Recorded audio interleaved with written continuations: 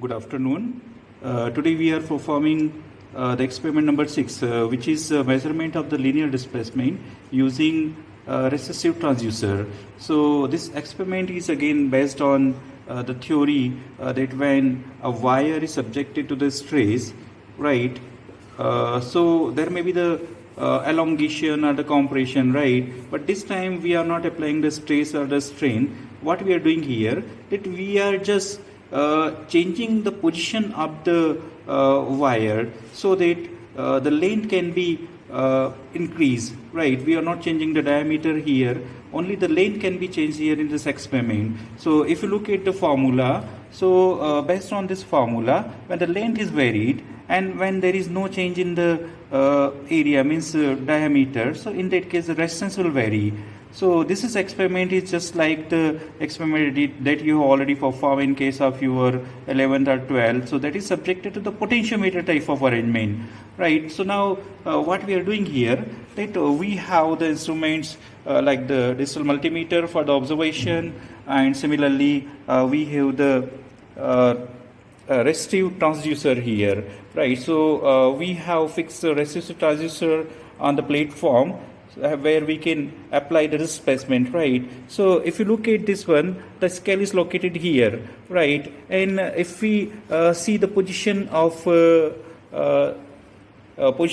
initial position of the resistive transducer when no force is applied or no displacement is applied, so that initial value must be note down in the copy. So that initial value we are dealing as 0 mm displacement here in our table, right? Similarly, depending on how much displacement we can apply, so if we apply the force here, so you can find here that a maximum of the 60 mm of the displacement can be applied here. So based on the initial position, right, based on the initial position and based on the final position after the final displacement, we can divide the number of displacement in some divisions in a table, right? So if you look at the number of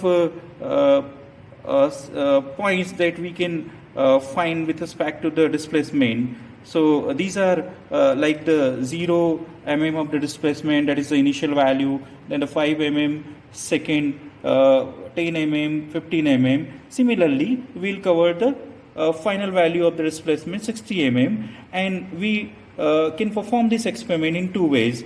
In first way, either you can use the digital multimeter, right, or you can use the Wheatstone bridge. So one arm of the Wheatstone bridge can be connected to the resistive transducer. So now let us apply the displacement here, and let us look at the value in the digital multimeter. That initially this is not showing any value. So when I apply the displacement, so we can find here that the digital multimeter will show the variation in the value, right? So now how much displacement is applied, so you can find out the variation in that value. Now I am increasing the displacement, right, and you can find here, yes, the output can be visible here. So output is in the form of the resistance. Now you can find it definitely there is a variation in the resistance.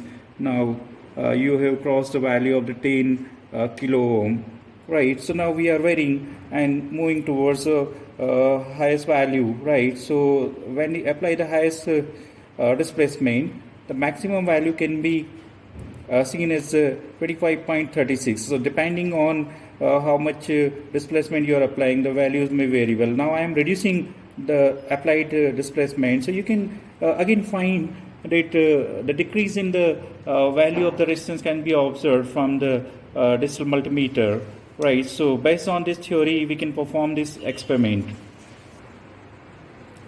So now look at the observation table here.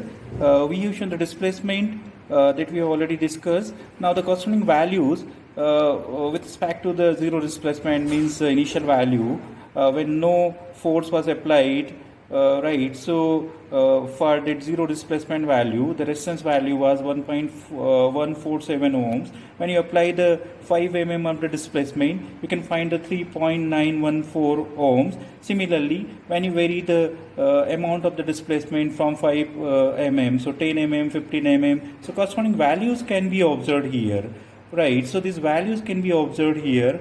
Similarly, for the 50 mm of the displacement, 41.71 ohms can be observed, right? Similarly, for the final displacement, because this resistor transistor can bear the maximum displacement of the 60 mm, right? And the corresponding value of the resistance we can observe from the digital multimeter is 62.90, right? So this is the case when we are using the digital multimeter, right? And when you use the Wheatstone bridge, so one of the arm can be replaced by the variable resistor or this resistive transistor. So in that case, the voltage is output, and that we can find here in this experiment. So there are so many ways through which we can perform this experiment. So thank you so much.